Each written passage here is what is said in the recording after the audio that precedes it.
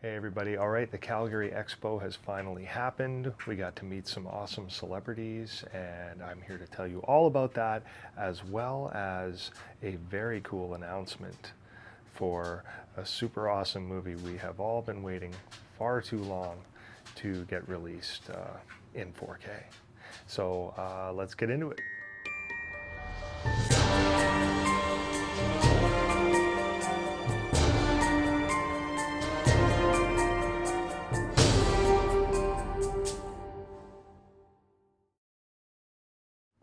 All right, guys, so the Calgary Expo was a blast. We had so much fun. First off, my son decided he didn't want to go. Long story, but ultimately it was just my daughter and I that went. So we had a really good time. It was a ton of driving. There was some really bad construction downtown and stuff too that was hard to navigate. So we were a little bit pressed on getting there on time, but we did make it with time to spare. So luckily everything worked out. But it was a little stressful getting there on time. Had to get up pretty early as well. So had to put in some pretty serious efforts for this one. But we ended up having a blast. So once we finally got inside to this place and figured out where we needed to go for these celebrity photo ops, we had an appointment time with Sam Raimi for 11 a.m. And you were supposed to be lined up about 10 minutes prior to that. That's what they had asked. So we got up there with a little more than that to spare, not too much, but we got in line there and waited for him for a little bit. And when we finally got a chance to go in, he was a lot of fun. He was really nice, super personable. He introduced himself, he shook my hand, he shook my daughter's hand, and then he said, Spider-Man or Evil Dead fans? And I was like, oh, Evil Dead, come on. I had the shirt on and everything too. Even knowing, Spider-Man's my favorite superhero, I still, said Evil Dead, right? And he's like, all right, well, let's do the scary pose. He goes out like that. And kind of caught my daughter off guard, which you're going to see in this picture that we got. It's pretty funny because the whole time we were standing in the lineup, we're thinking, okay, so let's just put on a nice average looking smile, nothing crazy, and just, try to get one good picture, because it's not like you get another chance, they pretty much take the one shot and that's it. I'm sure in some cases they have to do it again, but obviously they try to avoid that and keep things moving, right? So we wanted to get it in one, so we had planned to just do this nice little, just little simple smile, and that's what was in her head. So when he said the Spider-Man or Evil Dead, and he did the pose, sort of caught her off guard. Anyway, check out this picture. Now I know it looks like she's pulling away, but I'm actually leaning in here. She just didn't know what to do because she was expecting to smile. Yeah, so it sort of caught us off guard when he said, Spider-Man or Evil Dead, and it was the pose. So we were a little confused for a quick second. So anyway, it made for a really funny photo and some great memories. And then when we went to his table for the autograph, it was the same kind of treatment. He was really nice. He shook our hands again and he got our names, and he talked to us a little bit. I told him that I've been a fan since I was 11, and he said, I really appreciate that, and I said I was super excited to hear when you were announced you were going to be directing Spider-Man. I was very excited because Spider-Man's my favorite superhero of all time, right? So that was pretty special, and he was like, oh, thank you so much, I appreciate that. And he ended up signing my Groovy collection. That's what I decided to get signed. I know, curveball, right? Were you guys expecting this? Probably not. But as you can see, he signed it right here in the corner. And then after he did that, we were talking for a sec, he just went back to it and he drew this sort of little ghost on the side of it here. It's pretty cool. So reason I did this and not the little piece of film clipping that's from that special Spider-Man set is just because I display this Groovy collection on my shelf, and I thought it would be cool to be able to have his autograph visible there, and I thought it would look really neat on that. It just worked better for my collection. If it's on that other piece, that's still going to be tucked away in the box, and protected, and nobody's ever really going to see it. I thought it was funny though, when I got there, I noticed there was a guy in the lineup who actually had that very same thing from his set. He had the same idea I had, so I thought that was kind of cool. Also, there wasn't a lot of room on that thing for a nice autograph, so that's why I decided to go ahead and do the Groovy collection instead. And again, it's going to look nice sitting on the shelf, so it'll be cool to see his autograph there. Plus, it was super easy to carry. You know, I just took the book out and I only took the outer jacket here.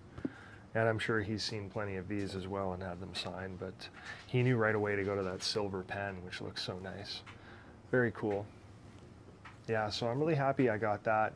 And looking back on between the photo ops or the autographs, I have to say, I think out of the whole thing, I'm preferring the autograph a little bit more. And it's because you get that personal interaction, even if it's only for a minute or two at the very most.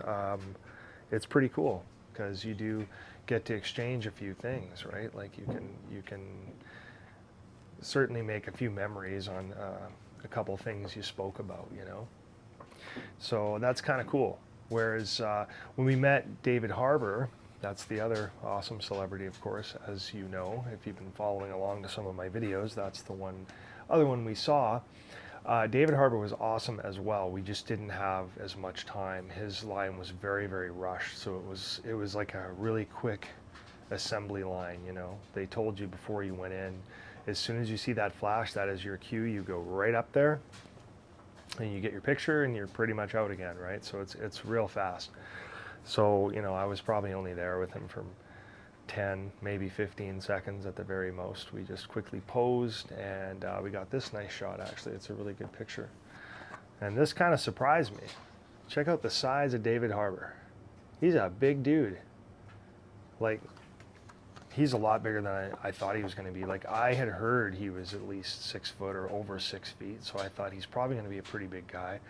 But I was just surprised at how big he really is, because like I'm about 6'2", you know, like give or take a quarter inch. Like I'm right there. So I'm not like short, not that I'm a big guy by any means, and I'm about 195. And I mean, looking at him, he looked to me like he was just about 6'3" for sure. And probably a solid 230, you know, maybe 240, just guessing. So I was a little surprised at that. I didn't realize he was such a big dude. And I don't mean big like he looked heavy. He did not look heavy. He looked in shape. I was just surprised at how big of a guy he was. I thought, wow, he's really a large man. So that was kind of cool, because most celebrities that I've met in person are almost never really large people, you know. Like a lot of times when I've seen someone famous in public, and you know, when you meet them, you expect to look them right in the eye kind of thing, and oh my God, you're this big deal, and you look way down and you're like, holy cow. Like, it doesn't really take anything away from it, don't get me wrong. Like, it's still amazing, but it catches you off guard because you don't realize on camera, you know. Like, people say Tom Cruise is like, what, 5'7", something like that. So that would be kind of interesting, because he'd be way, way shorter than me. And, you know, the guy's larger than life, right? But with David Harbour, he's a big dude, man. He is a legit big boy. Yeah. So it was cool meeting him. He was real nice. You know, we just exchanged a few words of a quick hello, love your stuff, big fan, you know, enjoyed Violent Night. He said thank you very much, you know, and we went on our way. It was real quick, but very polite. It would have been cool to have an autograph with him, but of course things are pretty expensive there, and there were some other cool celebrities as well. I didn't get a chance to see Hayden Christensen. His booth was pretty busy, but I never got a look at him anywhere. Yeah, but again, just due to the price and stuff, of course, I can't visit everyone there, but those were the two celebrities we were able to meet. But yeah, overall, a good time. There were some cool cosplays there. I didn't see any Michael Myers, but I saw a picture of one later that was apparently there. It looked like an Ends Myers for sure. I did see a few Ghostface outfits there. However, they were both like the costume style with, you know, the belt and all that. but still cool, you know. It was nice to see some horror represented there.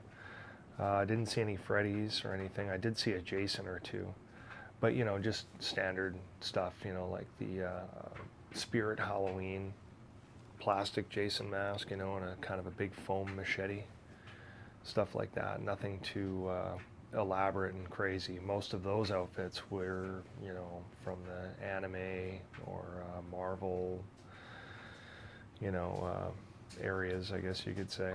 Vincent Vianafrio was there. Didn't get a good look at him though, because he was one of the only guys who was wearing a mask. I guess he was, you know, he had his mask on, and I really couldn't see much of him. And it was a very high one. It was very high up here too, so you could really only kind of see his eyes. There were pictures of him later in the panel when he wasn't wearing it. And, you know, you could certainly tell that was him.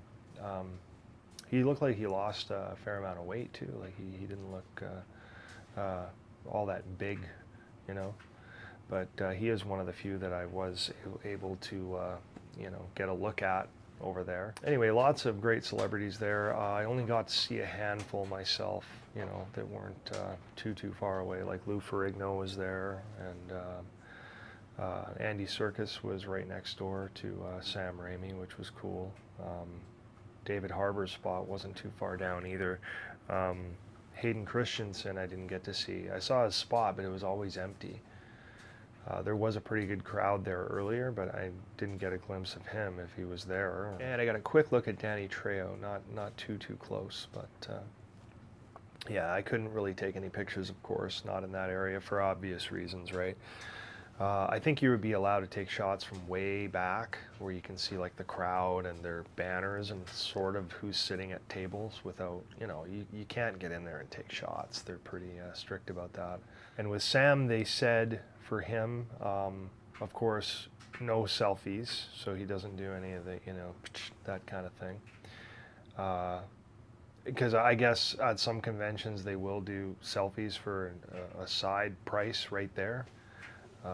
But he was on his own. He was just sitting at the table on his own. He even took our little ticket, like, because you had to scan your code to get your ticket, like that you know, bought it online or whatever, and then you give the ticket to him, which was kind of wild. And yeah, he was just on his own, so it was kind of cool.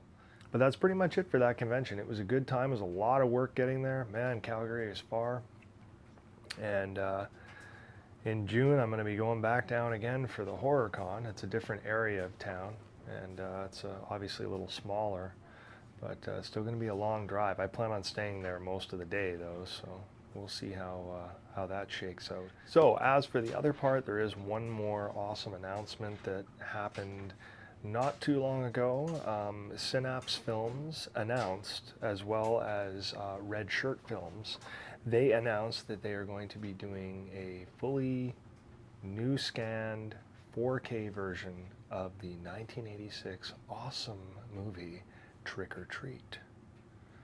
Oh yes, Trick or Treat with Sammy Kerr and Eddie Weinbauer. This is not Trick or Treat with Sam. I'm talking about the OG hair metal Halloween movie Trick or Treat. The only release I think they've ever done is that German version that I have.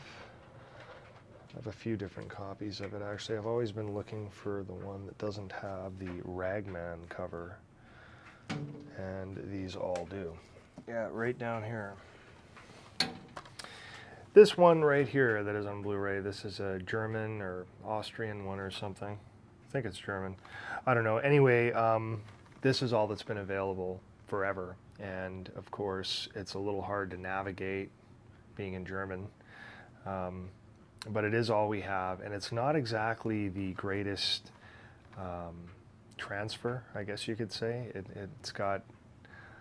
It doesn't look very good, okay, is putting it nicely, but apparently they're going to remaster off the original negative, and I'm really looking forward to that. I got to tell you, there's supposed to be a lot of extras in it as well, and I really hope they include Sean Clark's footage for Horror's Hallowed Grounds that he did on this film, because he did it not too long ago, and it's very interesting, and often his stuff is included in things like this, so hopefully Synapse knows to get a hold of him, to use that footage, because it needs to be on there. Yeah, so I'm really, really looking forward to that.